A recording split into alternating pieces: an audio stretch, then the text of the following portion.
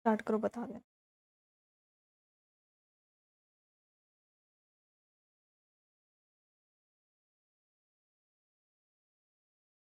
क्या हुई?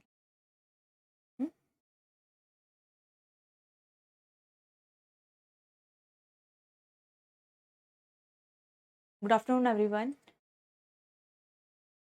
आप सभी का स्वागत है आरडब्ल्यू सिविल सर्विसेज चैनल पर। और कैसे हैं आप सब? उम्मीद करती हूँ सब लोग अच्छे होंगे, मस्त होंगे, स्वस्थ होंगे।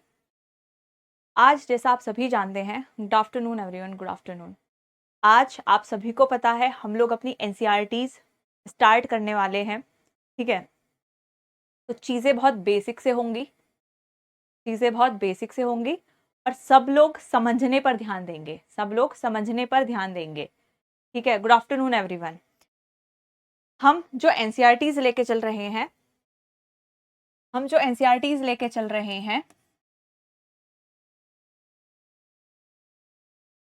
वो न्यू एनसीईआरटीज हैं, ठीक है। न्यू एनसीईआरटीज हम पढ़ेंगे, और इस बार जो नई एनसीईआरटीज हैं उनमें कुछ चेंजेस हैं, उनमें कुछ क्या है, परिवर्तन है। पहले क्या था, आप जब 9th क्लास की एनसीईआरटी पढ़ते थे, पालमपुर गांव की कहानी जब आप पढ़ते थे, वहां से हम लोग स्टार्ट करते थे। लेकिन अभी क्या है, उससे भी बेसिक से चीजें कराई जा रही हैं। जो आज की हमारी क्लास रहने वाली है,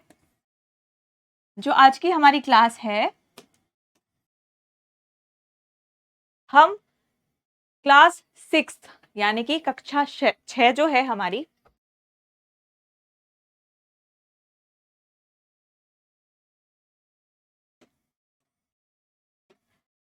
क्लास 6 की एनसीईआरटी हम लोग पढ़ेंगे, ठीक है। और उस जो क्लास 6 की एनसीईआरटी है वहां पे चैप्टर 13 है, चैप्टर 14 है, और ये दोनों ही क्या है, ये इकोनॉमिक्स के लिए ही डेडिकेटेड हैं। Good afternoon everyone, good afternoon. जी बिल्कुल, आज एनसीईआरटीज से ही हम लोग स्टार्ट करा रहे हैं, ठीक है। एनसीईआरटीज के नोट आपको प्रोवाइड कराए जाएंगे। तो मेरा अगर आप सुझाव समझें, एनसीईआरटीज है, आप खुद से भी पढ़ सकते हैं, और अगर आप खुद से नहीं पढ़ पा रहे हैं तो जो नोट्स आपको मिल रहे हैं वो भी एनसीईआरटी से ही हैं। तो बार बार उनको लिखने से कोई फायदा नहीं रहेगा, है ना। आप कोशिश क्या कर सकते हो, आप समझने पर ध्यान दे सकते हो, है ना। क्योंकि नोट्स ये एनसीईआरटीज के ही हैं, जो नोट्स मैं लेके आई हूँ एनसीईआरटी के हैं, पिक्चर्स हैं, और पीपीटी आप देखोगे बहुत एनसीईआरटी है क्योंकि, और आप न्यू एनसीईआरटी देखोगे वहां पे बड़ा अच्छे से पिक्चर्स के साथ कंसेप्ट्स को समझाया गया है। और आप ये भी जानते हैं कि जितना हम वर्ड्स को पढ़ते हैं उससे कहीं अच्छे से हम पिक्चर से चीजों को कैच करते हैं, ग्रैब करते हैं अच्छे से, ठीक है। तो मैंने आपको क्या बताया है, न्यू एनसीईआरटीज हम लोग कवर कर रहे हैं आज। क्लास 6 की एनसीईआरटी है, चैप्टर 13 है और चैप्टर 14 है। आज हमारा फोकस सिर्फ किस पे होगा, चैप्टर 13 पर होगा। और इसका यहां पर हम क्या पढ़ेंगे, आज हम पढ़ने वाले हैं कार्य का मूल्य। कार्य का मूल्य यानी कि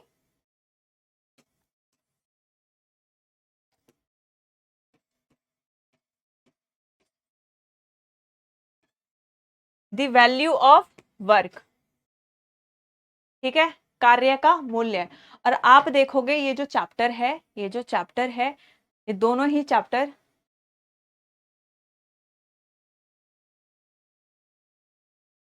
बेसिक से चीजें करनी है, तो हम शुरुआत से चीजें लेके चलेंगे, है ना। तो मैंने क्या बताया है, न्यू एनसीईआरटीज हम लोग कवर करेंगे, और इस 6 क्लास के एनसीईआरटी में सिर्फ 2 चैप्टर हैं जो हमारे हमारे काम के हैं, मतलब इकोनॉमिक सब्जेक्ट से रिलेटेड हैं, चैप्टर 13, चैप्टर 14। तो 13वां जो चैप्टर है वो क्या बताता है, वो बताता है कार्य का मूल्य।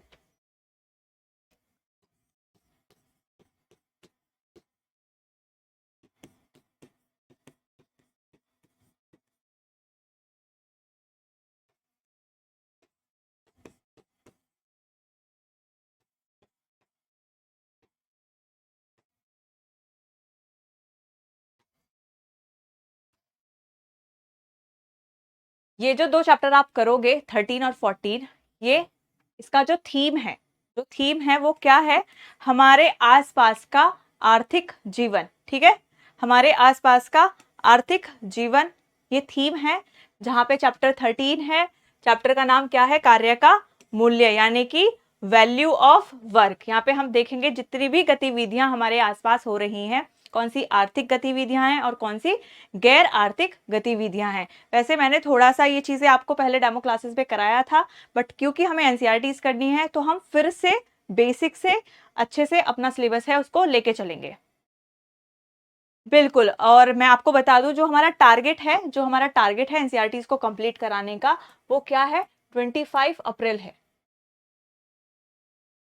ठीक है, अभी जो फरवरी है वो ऑलमोस्ट कंप्लीट हो चुका है। हमें उम्मीद है और ऐसा टारगेट है हमारा कि 25 अप्रैल तक जितनी भी एनसीईआरटी से रिलेटेड हमारे टॉपिक्स हैं हम सारे कवर करा देंगे और उसके बाद हम एडवांस लेवल पर चलेंगे। और एनसीईआरटीज कराने का मकसद आपको पता है कि आपका जो बेसिक है वो बहुत स्ट्रांग होना चाहिए।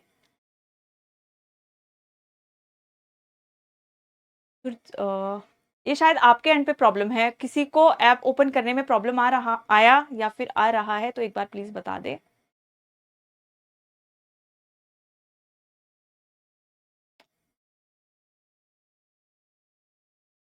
नोट्स आप बहुत पॉइंट में नोट्स बना सकते हो। जो नोट्स हैं बाकी आपको ये हैंड रिटन नोट्स भी आपको मिलेंगे, ये पीपीटीज भी आपको मिलेंगी, डिटेल्ड नोट्स भी आपको मिलेंगे। तो अगर आप क्लास में समझने पर फोकस करोगे तो ज़्यादा बेहतर रहेगा, है ना? क्योंकि साथ के साथ नोट्स ये प्रोवाइड आपको कर दिए जाते हैं, वहाँ से आप रिवाइज करो। और नोट्स अगर आपको बनाने हैं तो जो मेन मेन पॉइंट्स हैं, अगर मेंस में हम आंसर राइटिंग करते हैं बहुत सारी डायमेंशंस होती हैं, उनके पॉइंट होते हैं, वो पॉइंट ज़रूर लिखो, है ना? प्रॉपर प्रॉपर आंसर लिखने में थोड़ी टाइम। ओके।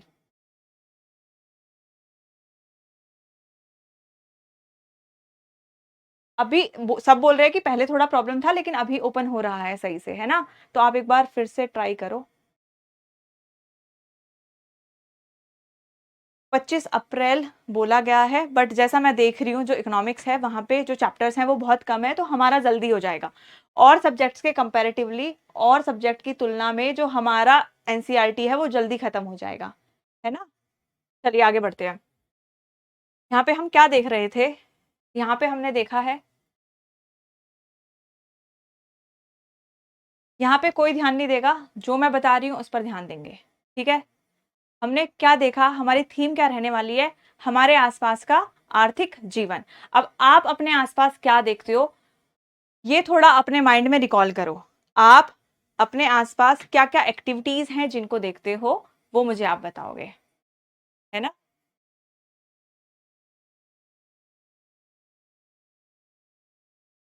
मेरी आवाज क्लियर है आपको? क्लास सही चल रही है? एक बार मुझे बता दो, क्योंकि बहुत सारे कमेंट्स आ रहे हैं कि प्रॉब्लम है, वॉइस में प्रॉब्लम है और क्लास रुक रुक कर चल रही है। एक बार प्लीज थोड़ा जल्दी से बता दो, आगे क्लास कवर करना है हमें जल्दी से। जल्दी से एक बार बता दो, आवाज और वीडियो ऑडियो दोनों क्लियर है या नहीं है?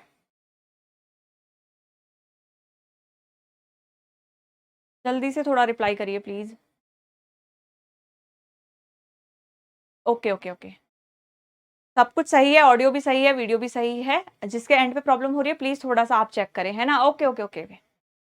यहाँ पे ध्यान मत दो, मैं जो चीज बता रही हूँ उस पर हम ध्यान देंगे। हम अपने आसपास बहुत सारी गतिविधियां देखते हैं, जैसा हमने थीम देखा, थीम का नाम ही क्या है? हमारे आसपास का जीवन, हमारे आसपास का आर्थिक जीवन। तो हम अपने आसपास क्या देखते हैं? कुछ ना कुछ एक्टिविटीज हो रही होती है। हमारे पापा सुबह ऑफिस जा रहे होते हैं, भाई ऑफिस जा रहा होता है, मम्मी घर में कुछ काम कर रही होती है, हम मार्केट जा रहे हैं, वहां पे कोई कुछ वस्तुएं बेच रहा है, कोई कुछ वस्तुएं भेज रहा है। हमारे आसपास एक्टिविटीज हो ही रही हैं, ठीक है? हमारे पास गतिविधियां हो ही रही हैं, कुछ ना कुछ एक्टिविटीज आप अपने आसपास देखोगे। आप बैठ के पढ़ रहे हो, ये भी एक गतिविधि है। मैं यहाँ पे खड़े होकर आपको पढ़ा रही हूँ, ये भी एक गतिविधि है। लेकिन गतिविधियां भी क्या है? आर्थिक हो सकती हैं और गैर आर्थिक हो सकती हैं। अब आर्थिक गतिविधियां क्या है, गैर आर्थिक गतिविधियां क्या है, ये हम थोड़ा डिटेल में देखेंगे। जो आप बोल रहे हो कि क्लास के साथ साथ नोट्स बनाने हैं, मैं क्या कर सकती हूँ? जो यहाँ पे मेन मेन पॉइंट्स होंगे मैं उनको क्या करूंगी? ब्लॉक कर दूंगी। आप वो पॉइंट लिख सकते हो, ठीक है? क्योंकि अगर हर चीज लिख लिख के कराई जाएगी, इंग्लिश मीडियम के स्टूडेंट्स भी हैं, हिंदी मीडियम के भी है, 1 घंटे का हमारा टाइम होता है, बहुत टाइम ऐसे ही निकल जाएगा। और हमारा क्या मोटिव होना चाहिए? जल्दी जल्दी से सिलेबस करके, रिवाइज करके अपना अच्छे से सिलेबस को कवर करना है ना? जिसकी जो समस्या होगी वो लिखते जाएगा, ठीक है? तो मैंने आपको क्या बताया, हम अपने आस-पास सुबह से लेके शाम तक बहुत सारी एक्टिविटीज़ को देखते हैं, ठीक है? अब आपको क्या करना है, उनमें विभाजन करना है। कौन-सी गतिविधियाँ जो हैं, आर्थिक गतिविधियाँ हैं, कौन-सी गतिविधियाँ गैर आर्थिक गतिविधियाँ हैं। अब आप बोलोगे मैम हमें कैसे पता कि आर्थिक गतिविधियाँ कौन-सी हैं और गैर आर्थिक गतिविधियाँ कौन-सी हैं? तो मैं आपको बता दूँ जो आर्थिक गतिविधियाँ होती हैं, जो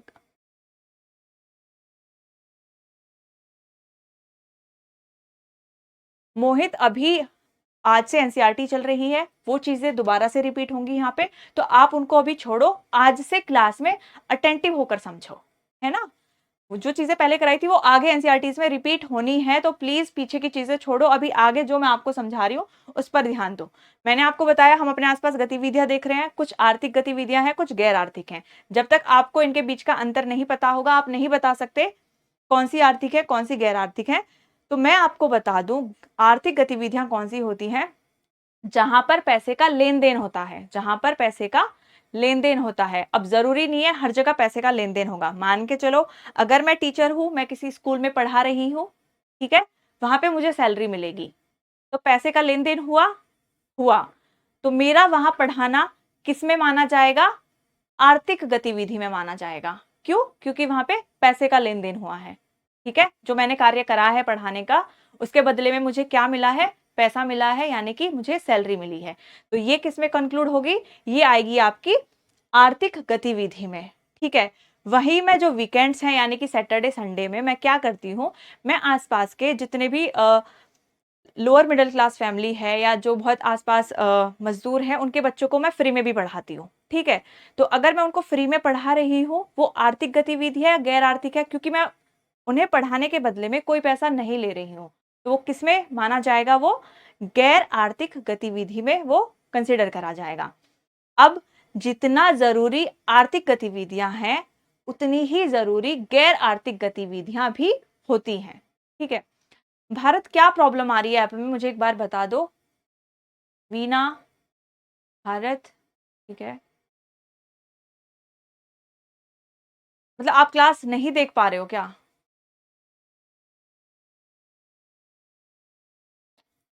एक मिनट दो, मैं टेक टीम से बात करती हूँ, एक मिनट बस।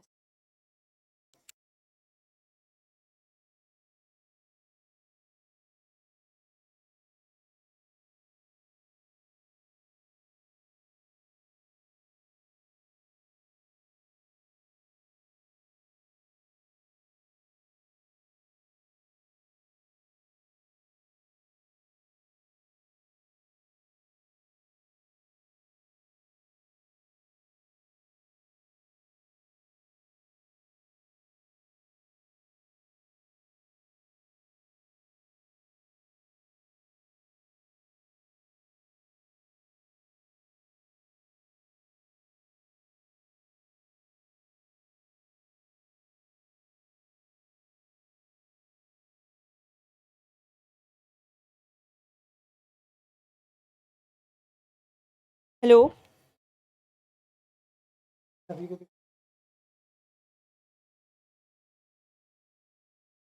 जिन जिनको प्रॉब्लम है, मुझे लग रहा है कि उनके एंड पर ही प्रॉब्लम है, क्योंकि बाकी क्लास चल रही है ना? वहाँ पे शायद नेटवर्क का इश्यू है। प्लीज़ तो आप थोड़ा-सा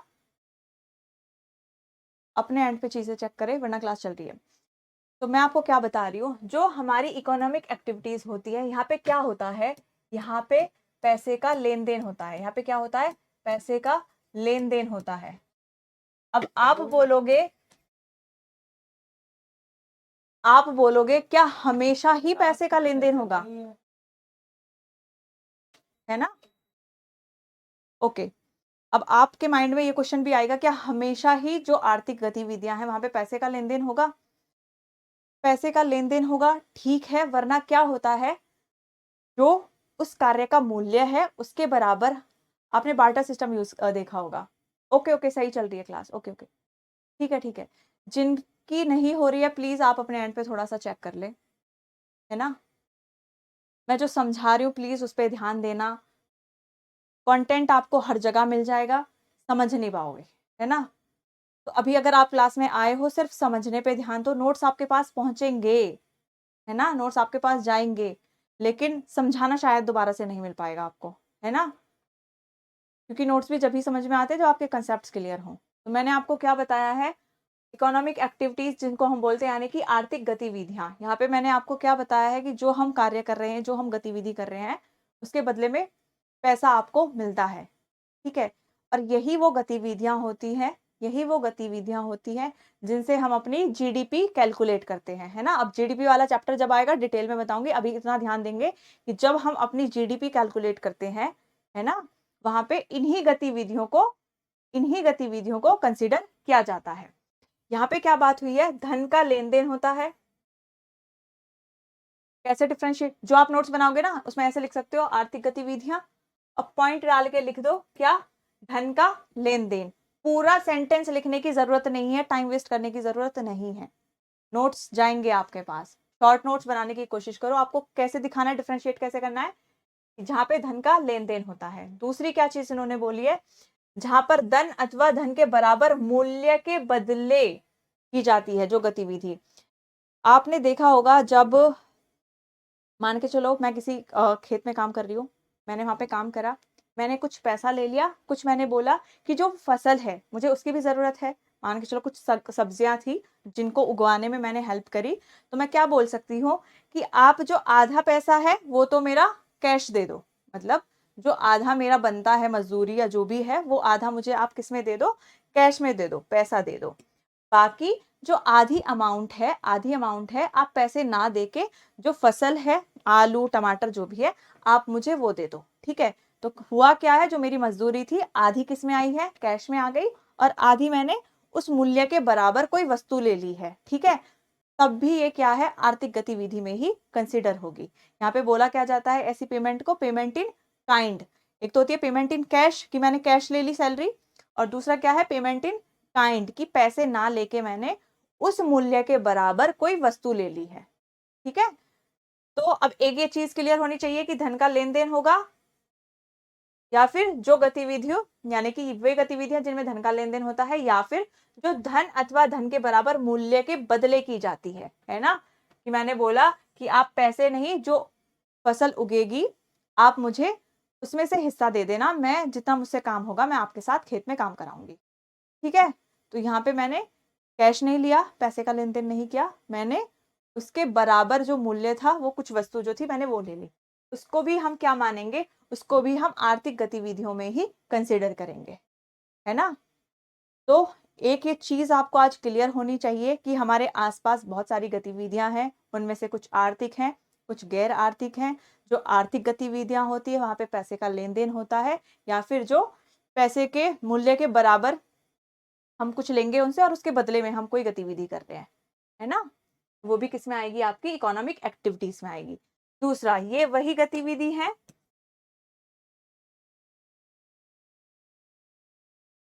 जो हम जीडीपी कैलकुलेट करते हैं, है ना? उसमें हम इन्हीं गतिविधियों को कंसिडर करते हैं। ओके, ठीक है। एक बार जो इंग्लिश मीडियम वाले हैं वो भी देख लेते हैं, जो एक्टिविटीज है वो क्या इन्वॉल्व करती है, मॉनेटरी ट्रांजैक्शंस। उसके बाद, और are performed in exchange for money, और उन गतिविधियों को हम करते हैं किसके बदले में, मनी या फिर मनी के इक्विवेलेंट कोई भी जो वस्तु होगी उसमें, ठीक है? ये चीज आपको क्लियर है? जैसे मैं आपको दिखा देती हूँ, ये पिक्चर्स आपकी एनसीईआरटी की बुक से ली गई है, ये पिक्चर्स आपकी एनसीईआरटी की बुक से ली गई है। यहाँ पे पहला देखा गया है क्या, शॉप है कोई, दूसरा यहाँ पे क्या है, एक लेडी है जो दूसरी लेडी की हेल्प कर रही है स्टिचिंग में। उसके बाद यहाँ पे कोई व्यक्ति है जो क्या काम कर रहा है, इंजीनियर है। अब आपको पता होगा अगर कोई सॉफ्टवेयर इंजीनियर है तो वो किस में आएगा, इकोनॉमिक एक्टिविटी में आएगा, ठीक है? यहाँ पे शॉप है, शॉप में वो वस्तुएं बेच रहे हैं, उसके बदले में पैसे ले रहे हैं, तो ये भी क्या है, आपकी आर्थिक गतिविधि है। उसके बाद यहाँ पे जो एक गर्ल है, उसकी माँ क्या कर रही है, वो स्कूल से आती है और शाम को जितने भी कम्युनिटी की लेडीज होती हैं उनको स्टिचिंग करना यानी कि सिलाई करना सिखाती है फ्री ऑफ कॉस्ट, मतलब बिना किसी मूल्य लिए हुए। तो ये किस में आ जाएगी, ये आपकी आएगी गैर आर्थिक गतिविधि में, ठीक है? उसके बाद यहाँ पे है ये बच्चा था, इसके दादाजी, तो जो दादाजी हैं वो क्या कर रहे हैं, वो फ्री में ट्यूशन क्लासेस देते हैं, तो ये भी किस में आ जाएगा, ये भी किस में आ जाएगा, ये भी आपका गैर आर्थिक गतिविधि में आ जाएगा। ठीक है, उसके बाद हम अपने घर पे गार्डन लगा लेते हैं जहाँ पे हम सब्जियां वगैरह उगाते हैं, ये भी किस में आएगा, गैर आर्थिक में। और ये पिक्चर्स आपके एनसीईआरटी की हैं, है ना, ये नई एनसीईआरटी एक बार मैंने फिर से आपको बता दिया, 6 क्लास की है, 13-14 चैप्टर है जो हम कर रहे हैं। उसके बाद एग्जाम्पल लेके आपको समझाया गया है कि क्या थी, बाजार में स्कूल बैग बेचने वाला व्यापारी, वो भी क्या कर रहा है, एक आर्थिक गतिविधि में इन्वॉल्व है। बिल्कुल आकाश, क्योंकि ये पहले मैं करा चुकी थी, मैंने ये मैंने क्लास में आपको कराया था, क्योंकि लेकिन हमारी एनसीईआरटी है, हमें फिर से लेके चलनी है चीजें शुरुआत से। आज की हमारी पहली क्लास है एनसीईआरटी की, तो वही टॉपिक आ गया जो मैं डेमो में करा के भी आई थी, बट कोई नहीं, है ना। फिलहाल प्रतिभा नहीं है मेरे पास बुक कवर, मैं ग्रुप में आपको सेंड कर दूंगी, है ना। तो जल्दी से एक उदाहरण देख लेते हैं। पहला है, बाजार में स्कूल बैग बेचने वाला व्यक्ति, वो भी क्या कर रहा है, आर्थिक गतिविधि में इन्वॉल्व है। आज हमारी सिर्फ यही समझ क्लियर होनी चाहिए कि क्या आर्थिक क्या गैर आर्थिक, है ना। इसके बाद कोई फार्मर है जो अपनी फसल बेचता है, ठीक है, उगाई अपनी फसल और उसको बाजार में बेचा, वो भी क्या है, आर्थिक गतिविधि है। लेकिन कभी कभी ऐसा होता है ना, हमारी कम जगह है, कम जमीन है, वहां पे हमने सब्जी उगाई और उस सब्जी को हम अपने ही घर में इस्तेमाल कर रहे हैं, है ना, बेच नहीं रहे हैं हम उसको, तो वो गैर आर्थिक में आ जाएगा, है ना। उसके बाद कोई वकील है, वो मुकदमा लड़ रहा है और उसके बदले वो क्या ले रहा है, फीस ले रहा है, क्या ले रहा है, फीस ले रहा है, तो ये भी आपकी क्या आ जाएगी, ये भी आपकी आर्थिक गतिविधियों में ही मानी जाएगी, है ना। उसके बाद ट्रक चालक द्वारा सामान ढोना, कारखाने में कार्यरत मजदूर, ये सब क्या कर रहे हैं, ये आर्थिक गतिविधियां कर रहे हैं, ठीक है। A worker working in a factory. अब मैं उम्मीद करती हूँ कि आपको जो आर्थिक गतिविधियां हैं वो समझ में आई होंगी कि आर्थिक गतिविधियां कौन सी होती है, और जब हम जीडीपी अपना बना कैलकुलेट करते हैं तो हम इन्हीं गतिविधियों से डेटा कलेक्ट करते हैं, है ना। उसके बाद अभी मैंने कुछ वर्ड्स यूज करे थे, जैसे मार्केट, फीस, सैलरी, और ठीक है, इनमें क्या डिफरेंस है ये देख लेते हैं। एनसीईआरटी में आपको एक एक चीज को डिफाइन करके एनसीईआरटी कराई ही इसलिए जाती है क्योंकि आपकी जो बेसिक समझ है, छोटी से छोटी, मतलब जो आप ऐसे सोच के चल सकते हो कि फीस फीस सैलरी, इनमें क्या ही अंतर है, लेकिन यहाँ पे आप ये छोटी छोटी चीजें भी क्लियर करके चले जाओगे, है ना। यहाँ पे क्या बात करी गई है, मार्केट की, तो आपको पता है मार्केट वो स्थान होता है जहाँ पे वस्तुओं और सेवाओं का विनिमय होता है, यानी कि आप place where goods and services are exchange. Market market वो जगह है, मार्केट वो जगह है जहाँ पे आपके गुड्स और सर्विसेज, यानी कि जो आपकी वस्तुएं और जो सर्विसेज हैं, हम गुड्स ले रहे हैं, हम वस्तुएं खरीद रहे हैं, बदले में पैसे दे रहे हैं, ठीक है, और जो उत्पादक होगा वो वस्तुएं दे रहा है, बदले में पैसे ले रहा है ना। ओके, उसके बाद बात आती है फीस, पैसे का लेन देन की बात करी थी ना हमने, उसी को बता रहे हैं, मार्केट होगी एक। उसके बाद फीस क्या होती है, कोई पेशेवर, जैसे अभी हमने लॉयर की बात करी थी, वकील की बात करी थी, वो क्या कर रहा है, सेवा कर रहा है, उसके बदले में जो उसको भुगतान मिल रहा है वो क्या है, फीस है, यानी कि पेमेंट फॉर प्रोफेशनल सर्विसेज। जब हम पेशेवर सेवा, यानी कि जो प्रोफेशनल सर्विसेज होते हैं, उसके बदले में जो हमें पेमेंट मिलती है उसको हम क्या बोलते हैं, फी बोलते हैं, है ना। उसके बाद फिर सैलरी क्या होती है, अगर ये फीस है तो फिर सैलरी क्या है, सैलरी यानी कि वेतन, तो वेतन क्या है, नियोक्ता द्वारा कर्मचारी को दिया जाने वाला नियमित मासिक भुगतान। कैसे मिल रहा है, नियमित मासिक भुगतान, हर महीने उसको जो कर्मचारी है उसका नियोक्ता क्या कर रहा है, उसको एक फिक्स्ड अमाउंट है जो उसको हर महीने पे कर रहा है, तो ये किस में आ जाएगा, ये आ जाएगा सैलरी में। आज ही हमें ये चैप्टर कंप्लीट करके जाना है, ठीक है, तो सब लोग कॉपरेट करेंगे और इस चैप्टर को कंप्लीट करेंगे, और जो भी इसका उद्देश्य था इस चैप्टर को समझाने का, आर्थिक गैर आर्थिक, वो सब समझ के जाएंगे, है ना। आज के बाद किसी को ये कंफ्यूजन ना रहे कि आर्थिक गतिविधियां क्या थी और गैर आर्थिक गतिविधियां क्या थी, और ये भी नहीं समझ के चलना है कि जो आर्थिक गतिविधियां हैं वो ही महत्वपूर्ण है ना, वो ही महत्वपूर्ण है, जो गैर आर्थिक है वो भी उतनी ही इंपॉर्टेंट है जितनी आर्थिक है। कैसे है वो भी हम आगे देखेंगे। उसके बाद बात हुई थी किसकी, मजदूरी की। अब मजदूरी क्या होता है हमने देख लिया, फीस क्या है, हमने देख ली सैलरी क्या है, यानी कि वेतन, है ना। फीस हमने देखी थी और वेतन हमने देखा था। उसके बाद बात किसकी हो रही है, वेजेस की, यानी कि मजदूरी की। मजदूरी क्या है, ये निश्चित अवधि, ये अवधि की बात होती है यहाँ पे, अवधि कि किसी निश्चित अवधि के कार्य के लिए दिया गया भुगतान क्या कहलाया जाएगा, आपका वेज। उसके बाद मैंने एक एग्जाम्पल लिया था कि अगर मैं पैसे ना लेके, अगर मैं कहीं खेत पे काम करा रही हूँ, किसी की मदद करा रही हूँ, तो मैं कह रही हूँ कि मैं काम कराऊंगी लेकिन बदले में मैं पैसा नहीं लूंगी, जो फसल है मुझे उसका कुछ हिस्सा चाहिए। तो हम क्या बोल सकते हैं, वे वस्तु के रूप में भुगतान है, वस्तु के रूप में भुगतान हो रहा है, यानी कि पेमेंट इन काइंड हम इसको इंग्लिश में बोलते हैं। नकद के स्थान पर वस्तु के रूप में भुगतान जो होता है वो पेमेंट इन काइंड हम बोल रहे हैं।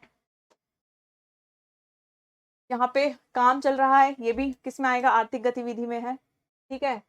यहाँ पे मम्मी घर पे जलेबी बना रही है, बदले में मम्मी को पैसा नहीं मिल रहा है ना, वो बस अपने प्यार से, अपने स्नेह से हमारे लिए काम कर रही है, तो ये किस में आ जाएगा, गैर आर्थिक गतिविधि में आ जाएगा, है ना।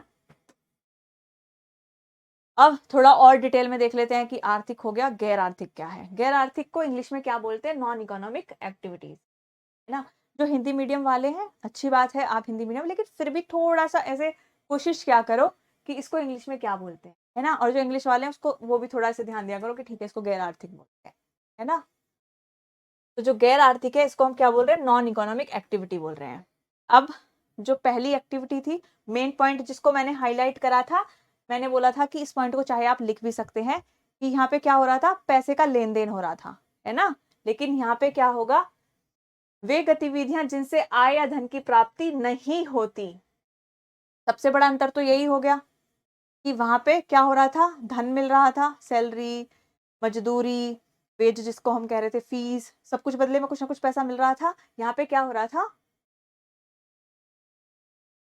फीस जो थी, जो हम फीस की बात कर रहे थे, जो हम फीस की बात कर रहे थे, वो प्रोफेशनल लोग थे, जैसे वकील हो गया, डॉक्टर हो गया। डॉक्टर भी फीस लेता है ना अपनी, जब हम डॉक्टर के पास जाते हैं, डॉक्टर के पास जब आप जाते हो वहां पे उनको फीस हम देते हैं। वकील जो है उसकी फीस होती है। तो ये क्या है, पेशेवर जो कार्य है, यहाँ पे लिखा हुआ था क्या, पेशेवर जो सेवाएं हैं वहां पे फीस को हम मानते हैं। और मजदूरी की जब हम बात करते हैं, वहां पे बात होती है निश्चित समय, निश्चित अवधि, कि हमने एक दिन काम करा, एक दिन की हमारी मजदूरी, है ना। और जब एक महीने के बाद कोई नियोक्ता यानी कि एम्प्लॉयर जो अपने कर्मचारी हैं उनको हर महीने जो पैसे देता है उसको हम सैलरी बोलते हैं, है ना। यहाँ पे बहुत बेसिक से चीजें कराई गई हैं, लेकिन अगर आप बेसिक से करोगे तो जितने बच्चे ऐसे बोलते हैं ना, मैम इकोनॉमिक्स नहीं समझ आती, नहीं आती, पहले नहीं पढ़ी, सब कुछ क्लियर हो जाएगा। फिर आप ये नहीं बोलोगे कि हमने पहले कभी नहीं पढ़ी, पहले बेशक नहीं पढ़ी, लेकिन अब आप बेसिक से कर रहे हो, अब आप बेसिक से कर रहे हो, तो वो चीज हटा देनी है माइंड से कि हमने पहले कभी नहीं पढ़ी है, क्योंकि अब आप सब कुछ पढ़ने वाले हो। तो यहाँ पे पहला क्या डिफरेंस है, आय या धन की प्राप्ति नहीं होती है, ठीक है। यहाँ पे जो हम गतिविधियां कर रहे हैं वो इस पर्पज से नहीं कर रहे हैं कि बदले में हमें पैसा चाहिए, ठीक है। बदले में हमें पैसा चाहिए इस भावना के साथ हम काम नहीं कर रहे हैं, इस भावना के साथ गतिविधियां नहीं कर रहे हैं। तो फिर किस भावना के साथ कर रहे हैं, हम कर रहे हैं प्रेम, कृतज्ञता, देखभाल और सम्मान, ठीक है।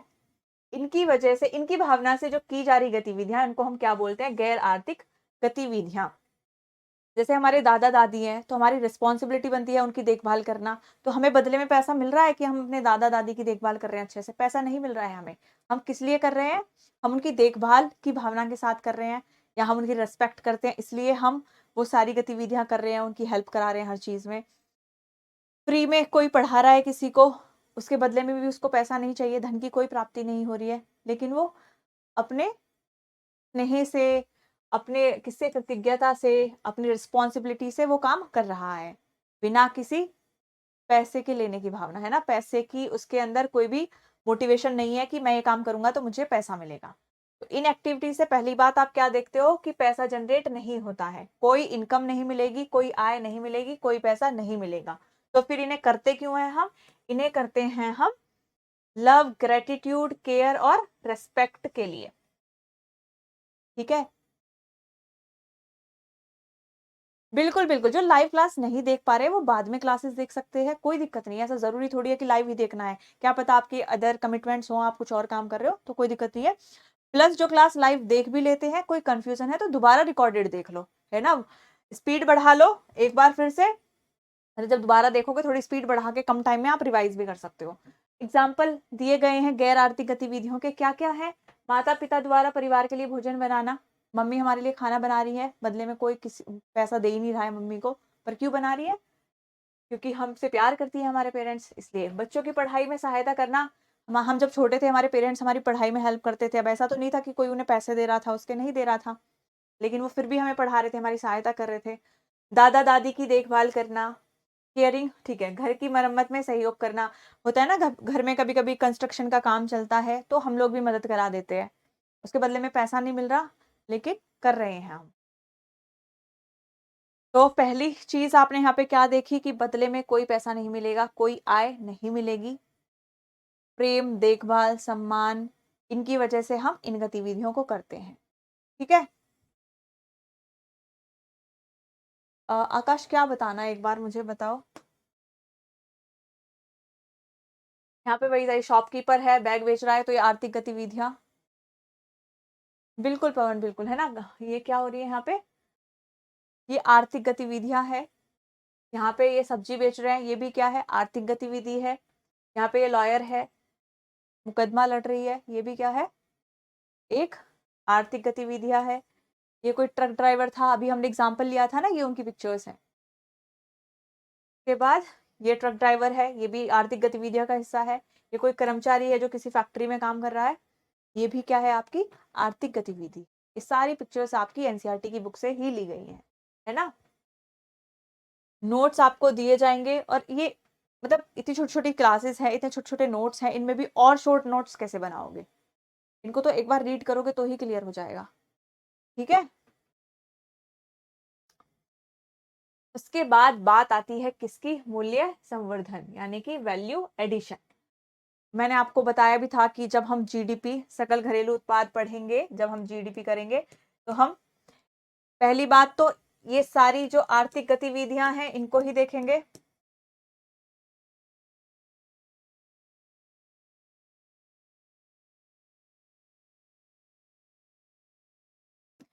तो मैंने आपको बताया था कि जीडीपी को कैलकुलेट करने के 3 विधि होती हैं, है ना? एक विधि उनमें से क्या है? वैल्यू एडिशन की। अब वैल्यू एडिशन की विधि मतलब सीधा जीडीपी कैसे कैलकुलेट करेंगे हम अ, मूल्य संवर्धन से, तो उससे पहले हमें पहले नहीं था ये, पहली वाली एनसीईआरटीज़ में ये चीज़ नहीं थी। लेकिन अभी आप सोचो कि 6th क्लास का बच्चा भी जान जाएगा कि वैल्यू एडिशन क्या है ना?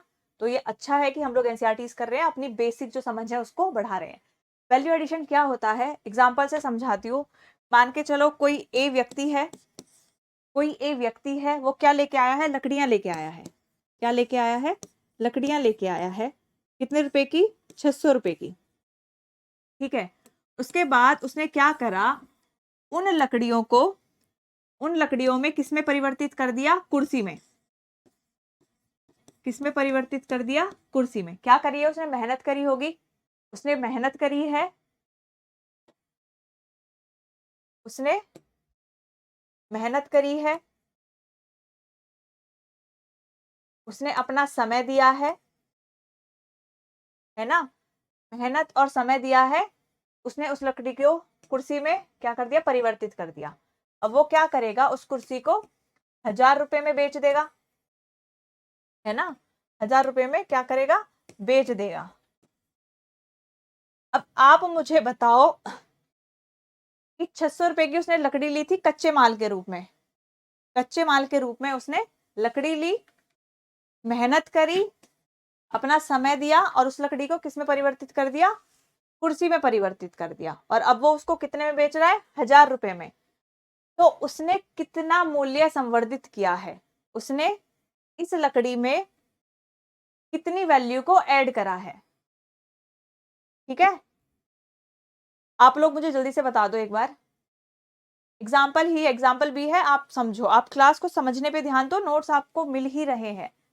इकोनॉमिक्स में फिर बार-बार बोलूंगी कि जब तक आप नहीं समझोगे, आप खुद के बनाए नोट्स भी नहीं पढ़ पाओगे।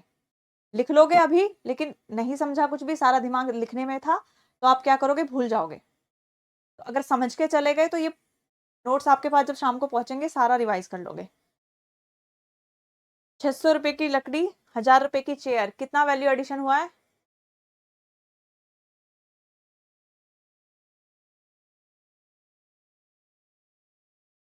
बिल्कुल, जो उसने मेहनत करी थी, जो उसने अपना समय दिया था, है ना, क्या करने में, इस लकड़ी की वैल्यू बढ़ाने में, है ना, तो सीधी सी बात है, उसको रिटर्न भी उसको चाहिए। तो उसने वैल्यू एडिशन कर दिया 400 रुपए का, उसने वैल्यू एडिशन करा है 400 रुपए का। तो एक बार पढ़ लेते हैं क्या है। आर्थिक गतिविधियां किसी वस्तु को एक रूप से दूसरे रूप में बदलते समय उसका मूल्य बढ़ाती हैं। ने क्या करा था, एक वस्तु को दूसरी वस्तु के रूप में परिवर्तित किया और उसकी क्या करी, मूल्य को बढ़ा दिया। आकाश, क्लास के बाद मैं सर से बात करके आपको बताती हूँ, मेरी क्लास थी रेगुलर, इसलिए मुझे टाइम नहीं मिल पाया। मैं आपको पर्सनली मैसेज करके मैं बताऊंगी इसका सॉल्यूशन क्या है ना। आज 23 है, मुझे याद है 24 लास्ट डेट है, मैं बिल्कुल बताती हूँ आपको, डोंट वरी, है ना। तो यहाँ पे वैल्यू एडिशन हुआ है 400 रुपए का। एक बार हिंदी में पढ़ लेते हैं। आर्थिक गतिविधियां किसी वस्तु को एक रूप, ये आर्थिक ही गतिविधि थी उसकी, कि उसने लकड़ी ली, उसको परिवर्तित किया, चेयर में बेचा, 1000 रुपए लिए, है ना, क्योंकि उसने मेहनत, समय, जो अपनी मेहनत, समय, कीमती समय उसने दिया था, किस पर्पज से दिया था, कि इसके बदले में उसको पैसा मिलेगा। 400 रुपए मिले हैं ना उसको एक्स्ट्रा, चलो 600 रुपए तो उसकी लकड़ी की जो लागत थी वो निकल गई, लेकिन 400 रुपए तो उसने अपनी मेहनत के वसूल लिए ना। ठीक है, तो ये भी क्या थी, एक आर्थिक गतिविधि थी। आर्थिक गतिविधियां किसी वस्तु को एक रूप से दूसरे रूप में बदलते समय उसका मूल्य बढ़ाती हैं, इसको क्या बोलते हैं, इसको मूल्य संवर्धन कहते हैं। इंग्लिश मीडियम वाले स्टूडेंट्स एक बार देखेंगे, economic activities increase the value of an item, क्या कर रहे हैं, कोई आइटम है उसकी वैल्यू को बढ़ा रहे हैं, when it is transformed from one form to another, एक रूप से दूसरे रूप में जा रही है, और इसी को हम क्या बोलते हैं, वैल्यू एडिशन। जब अब हम जीडीपी वाला चैप्टर पढ़ेंगे तब आपको समझ आ पाएगा, ये एग्जांपल आपके माइंड में आना चाहिए कि मूल्य संवर्धन क्या होता है ना। यहाँ पे एग्जांपल भी दिया है, काव्यास फादर राजेश, राजेश है, वो क्या है, कारपेंटर है, उन्होंने एक लकड़ी खरीदी है 600 रुपए की, ठीक है, उसके बाद उन्होंने क्या करा है, उसकी कुर्सी बनाई है और उसको 1000 रुपए में बेचा है ना। तो वैल्यू एडिशन कैसे हो गया, 400 रुपए का। उसके बाद ये जो 400 थी, ये वैल्यू थी किसकी, उसकी लेबर की, यानी कि उसके श्रम की, उसकी मेहनत की, उसके कौशल की और उसके समय की, ये वैल्यू कितनी थी, 400 रुपए। यही क्या कहलाया जाता है, मूल्य संवर्धन, यानी कि वैल्यू एडिशन। अब जो हमने नॉन इकोनॉमिक एक्टिविटी देखी थी, यानी कि जहां पे हमें कोई आय नहीं मिल रही थी, कोई पैसा नहीं मिल रहा था,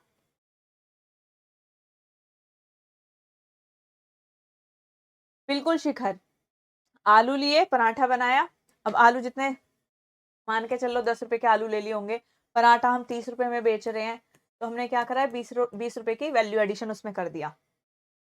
उसके बाद जो हमारी गैर आर्थिक गति, गैर वर्ड से ऐसे मत समझना कि ये बड़ी बेकार गतिविधियां हैं, ये बहुत ही अच्छा रोल प्ले करती हैं समाज के कल्याण में, है ना। समाज के कल्याण में ये गतिविधियां बहुत ही अच्छा अपना एक रोल निभाती हैं।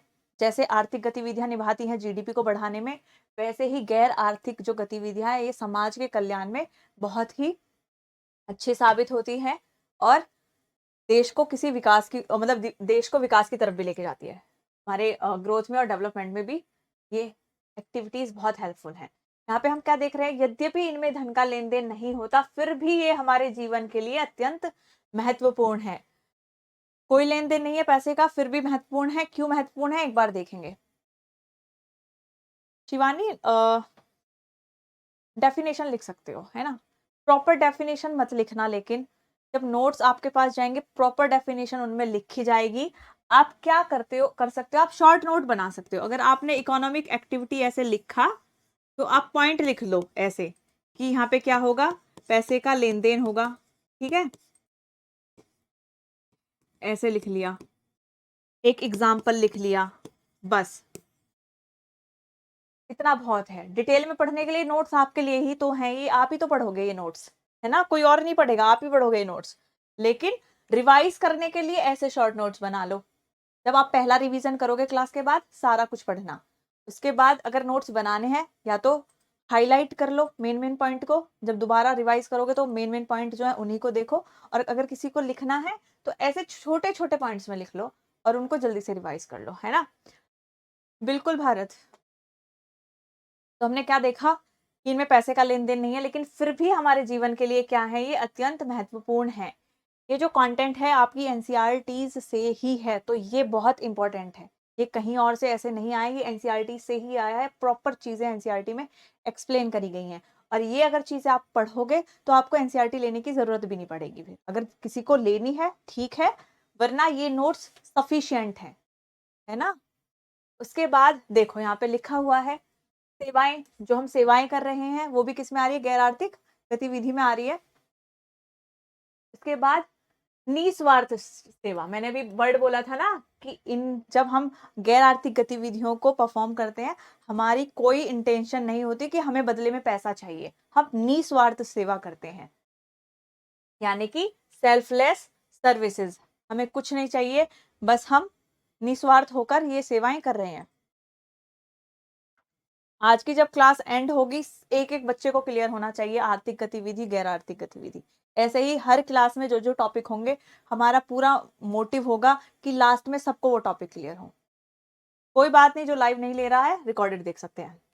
एग्जाम्पल बड़े अच्छे अच्छे दिए हुए थे एनसीईआरटी में। क्या? मंदिर, गुरुद्वारा, मस्जिद और चर्च में सेवाओं की भावना देखी जाती है। जाते हैं ना आप, किसी भी टाइम गुरुद्वारे में जाओगे, आप खाना खा के आओगे, वहां पे प्रसाद जो रहता है ना? तो वो इसलिए वहां पे खाना नहीं खिला रहे हैं कि हमें उन्हें पेमेंट करनी है, वो क्या कर रहे हैं, निस्वार्थ सेवा कर रहे हैं। ओके। उसके बाद उदाहरण, गुरुद्वारों में लंगर, जहां सभी को निशुल्क भोजन दिया जाता है। ठीक है। जैसे टेम्पल में हम जाएंगे तो प्रसाद मिलता है सबको, फ्री में मिलता है।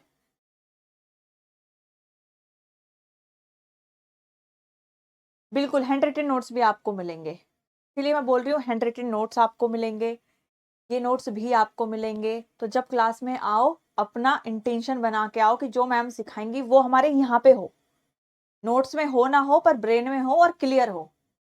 ठीक है?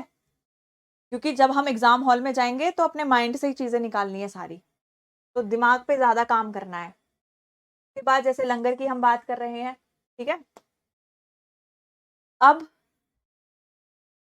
अगर सब लोग मिलकर गैर आर्थिक गतिविधियां करें किसी एक एक विषय पर, तो हम अपने देश को बहुत आगे लेके जा सकते हैं। ठीक है? लेकिन in general, in real life होता क्या है कि हर कोई पैसे के बदले में चीजें करने के लिए तैयार है ना? अगर सब लोग थोड़ा थोड़ा सा कंट्रीब्यूट करें, थोड़ा थोड़ा सा अपना समय या कुछ भी, मतलब किसी भी तरीके से अगर हम हेल्प कर सकते हैं, गैर आर्थिक गतिविधियां कर सकते हैं, सब लोग अगर हम करेंगे मिलके, मिलके हम बहुत सारी चीजें अपने देश में ठीक कर सकते हैं, है ना? तो यहाँ पे क्या बोला गया है, कम्युनिटी पार्टिसिपेशन, सामुदायिक भागीदारी। जैसे बात करी गई है किसकी, स्वच्छ भारत अभियान की। ये कम्युनिटी पे बेस्ड ही था ना। यहाँ पे क्या था, नागरिकों के सामूहिक प्रयास से स्वच्छता बनाए रखना। यहाँ पे किसका साथ चाहिए था, सभी नागरिक जितने भी इंडियंस हैं, सबका साथ चाहिए था कि सब लोग किसके लिए काम करेंगे, अपने देश को स्वच्छ रखने के लिए काम करेंगे। अगर हम अपने देश को, पूरा देश, अगर हम अपने घर को ही स्वच्छ रख लें, घर के आसपास जितनी भी जगह है उसको स्वच्छ रख लें, सब लोग अगर ऐसे करें, उसके बदले में पैसा हमें नहीं मिलेगा, लेकिन लेकिन हम, जो हमारा उद्देश्य है भारत को स्वच्छ रखना, उसको क्या कर सकते हैं, फुलफिल कर सकते हैं, है ना? उसके बाद वन महोत्सव, अगर हम सब लोग मिलकर ठान लें कि हमें क्या करना है, वृक्षारोपण करना है, तो उसके माध्यम से हम लोग क्या कर सकते हैं, पर्यावरण संरक्षण को भी बढ़ा सकते हैं। हमें पैसा नहीं मिलेगा, लेकिन हमारा फायदा तो है, पर्यावरण संरक्षण हो रहा है, ये भी तो हमारे लिए ही है। उसके बाद ये गतिविधियां समाज में, ये देखना, मैं बता रही थी ना, गैर आर्थिक को निगेटिव नजर से नहीं देखना है, बल्कि मुझे लगता है कि गैर आर्थिक गतिविधियां अगर बड़े लेवल पे करी जाएं, तो भी बहुत सारी जो हमारी देश की समस्याएं उनको सॉल्व करा जा सकता है। यहाँ पे क्या बोला जा रहा है, these activities enhance cooperation, satisfaction and a sense of responsibility, यानी कि जो ये गतिविधियां हैं क्या करती है, समाज में सहयोग की ही बात हो रही है कि सब लोग मिलकर ही स्वच्छ रख सकते हैं। एक इंसान के भरोसे पूरे देश को स्वच्छ नहीं रखा जा सकता। एक अकेला इंसान पर्यावरण का संरक्षण नहीं कर सकता। क्या होगा, सबके साथ की जरूरत है यहाँ पे। तो ये समाज में सहयोग, संतोष और जिम्मेदारी की भावना को बढ़ाता है ना। हमारी जिम्मेदारियां हैं ये, लेकिन हम अपनी जिम्मेदारियों से क्या करते हैं, भागते हैं। ओके, जैसे यहाँ पे है बच्चे काम कर रहे हैं, कोई भी प्लेस है उसको साफ रखने में, यहाँ पे प्लांटेशन हो रहा है, बदले में कुछ नहीं मिल रहा है, लेकिन क्या कर रहे हैं ये, अपने देश के लिए निस्वार्थ सेवा कर रहे हैं। तो ये जो हमारा चैप्टर था, ये जो चैप्टर हमने जितना भी पढ़ा है, क्या क्या चीजें हमने सीखी है, ये उसी में आएंगी। गैर आर्थिक सेवा जो हमने बोल दिया, सामाजिक सेवा, जो हम सामुदायिक कम्युनिटी के लिए बात कर रहे हैं, यहाँ पे सेवा की बात कर रहे हैं, ये सारी सोशल सर्विसेज जो हैं ये उसी में आएंगी, गैर आर्थिक में आएंगी। क्योंकि जो भी सोशल सर्विसेज हम करते हैं, जो भी सामाजिक सेवाएं हम कर रहे हैं, हम उनके बदले में कुछ नहीं मांगते हैं, हम निस्वार्थ सेवा करते हैं। तो सीधी सी बात है, ये गैर आर्थिक में आएगी, है ना, इसमें कोई दोहराई नहीं है या कोई भी वो नहीं है डाउट। तो आज हमने क्या क्या सीखा है, एक बार हम देख लेते हैं। हमने सीखा है आर्थिक और गैर आर्थिक गतिविधियों के बारे में। हमने क्या देखा था कि जो हमारी आर्थिक गतिविधियां थी, यहाँ पे पैसे आए, पैसे की बात हो रही थी कि हम कोई एक्टिविटी करेंगे, हम कोई गतिविधि करेंगे और उसके बदले में हमें क्या मिलेगा, पैसा मिलेगा। ठीक है, उसके बाद कहीं कहीं पर पैसा ना मिलके उस पैसे के इक्वलेंट जो वस्तु थी वो हम ले रहे थे। जैसे भी हमें पढ़ा था पेमेंट इन काइंड, तो वो भी किस में आता है, आर्थिक गतिविधि में आता है। जैसे कोई बाजार जब हम जाते हैं, बहुत सारे शॉपकीपर होते हैं, वो सामान देंगे, पैसे लेंगे, है ना। जैसे हमने सारे एग्जांपल पिक्चर्स के थ्रू हमने देखा था। वहीं पे जब गैर आर्थिक की बात होती है, तो हमने जाना कि इन गतिविधियों के बदले में हमें पैसा नहीं मिलता है, कोई आय नहीं मिलती है। ये हम अपने स्नेह, प्रेम, रिस्पॉन्सिबिलिटी, सम्मान, इन सब के भावना के साथ हम ये गतिविधियां करते हैं। ठीक है, फिर एक चीज मैंने आपको बताई थी, एक मैंने आपको क्या चीज बताई थी, जो आर्थिक गतिविधियां होती हैं यही मदद करती हैं किसमें, जीडीपी को बढ़ाने में। जिस देश में जितनी ज्यादा आर्थिक गतिविधियां होंगी, जितनी ज्यादा होंगी, जितने बड़े स्तर पर होंगी, जीडीपी भी उतनी अच्छी होगी। ठीक है, पर इसका मतलब ये नहीं था कि जो गैर आर्थिक है उनका कोई महत्व नहीं है। हमने जाना कि जो गैर आर्थिक है वो भी समाज के कल्याण में बहुत मददगार है। ठीक है, तो ये हमने आज की क्लास से जाना है, सबको क्लियर होना चाहिए। ऐसे ही हम छोटे छोटे से पॉइंट उठाएंगे एनसीईआरटीज के थ्रू, और सब कुछ धीरे धीरे क्लियर करके चलेंगे। उसके बाद आगे किसी को समस्या नहीं होगी कि बहुत अलग है, नहीं समझ में आ रहा है। ठीक है, और उसके बाद हमने क्या देखा, हमने देखा आर्थिक गतिविधियां मूल्य संवर्धन करती हैं। जो आर्थिक गतिविधियां होती हैं उनसे क्या होता है, वैल्यू एडिशन होता है।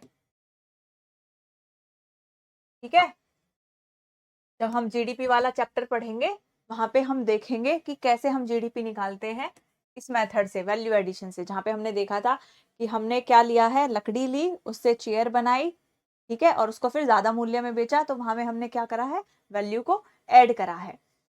तो इकोनॉमिक एक्टिविटीज क्या करती हैं, वैल्यू को ऐड करती हैं।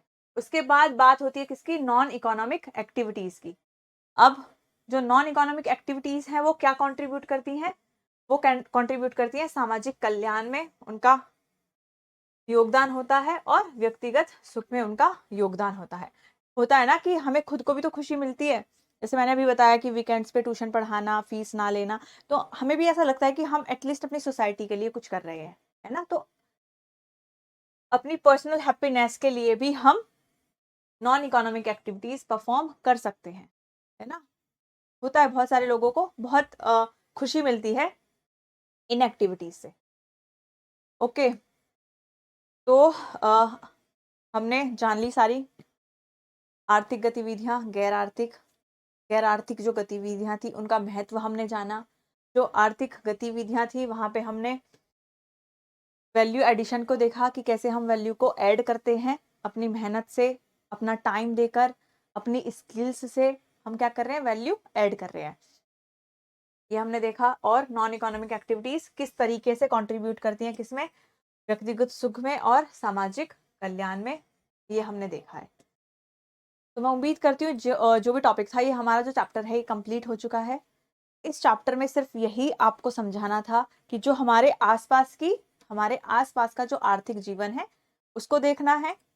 देखा हमने, इतनी सारी एक्टिविटीज हम अपने आसपास देखते हैं, उनमें से हमने क्या क्या जाना कि आर्थिक कौन सी थी, आर्थिक गतिविधियां कौन सी थी, गैर आर्थिक कौन सी थी, वैल्यू एडिशन कैसे हुआ, ठीक है। के बाद आर्थिक गतिविधियां जीडीपी बढ़ाने में मदद करती हैं, गैर आर्थिक सामाजिक कल्याण में मदद करती है। ओके, बिल्कुल। पीडीएफ आपको, ये वाली पीडीएफ भी आपको मिल जाएगी, हैंड रिटन नोट्स भी आपको मिल जाएंगे। आपको क्या करना है, ये रिवाइज करना है, ठीक है। आई होप कि जो जो पॉइंट आज हम लेके आए थे कि मुझे आपको ये समझाना था, सबको क्लियर हुआ होगा। और अगर इन केस कोई डाउट है तो आप ग्रुप में डाल सकते हो, या पर्सनली भी टेलीग्राम पे आप मैसेज कर सकते हो कि मैम ये चीज़ थी, मुझे नहीं समझ आई, तो मैं आपको और एक बार वहाँ पे बता दूंगी, है ना। तो आज का सेशन हमारा इतना ही था। ये हमारा एक चैप्टर पूरा कंप्लीट हो चुका है। नेक्स्ट चैप्टर हम कल करेंगे। तो जो 6th क्लास की एनसीईआरटी वो हमारी मान के चलो कि कंप्लीट हो जाएगी। 6th क्लास की एनसीईआरटी में 2 ही चैप्टर हैं इकोनॉमिक्स के, वो कंप्लीट हो जाएंगे। क्लास डिटेल में ही हो रही है, इससे डिटेल मतलब मैं 6th क्लास की आपको एनसीईआरटी करा रही हूँ, तो इससे बेसिक तो और कुछ है भी नहीं, है ना। ये बहुत बेसिक ही है, बिल्कुल बेसिक से ही हम चीजें लेके चल रहे हैं। और जल्दी से अपनी एनसीईआरटीज कंप्लीट करेंगे। इससे होगा क्या, हमारा जो बेस है वो स्ट्रांग हो जाएगा, फिर आगे हमें दिक्कत नहीं आएगी कि कैसे क्या कैलकुलेट करना है, ये तो बहुत टफ इकोनॉमिक्स है, हमें तो समझ ही नहीं आ रही, सारे सब्जेक्ट आ रहे हैं, सब्जेक्ट नहीं आ रहा, सब कुछ समझ में आएगा। एनसीईआरटीज को जैसे जैसे मैं पढ़ाती जा रही हूँ, जो मैं समझाती जा रही हूँ उस पर ध्यान देना, है ना। सब चीज आपके पास पहुंच जाएगी, पर क्लास में अच्छे से सुनना है और समझना है ना। चलो ओके, मिलते हैं कल नेक्स्ट क्लास में नेक्स्ट चैप्टर के साथ, और कल वो अपना चैप्टर हम लोग कंप्लीट करेंगे। थैंक यू सो मच इतना अच्छे से सुनने के लिए और समझने।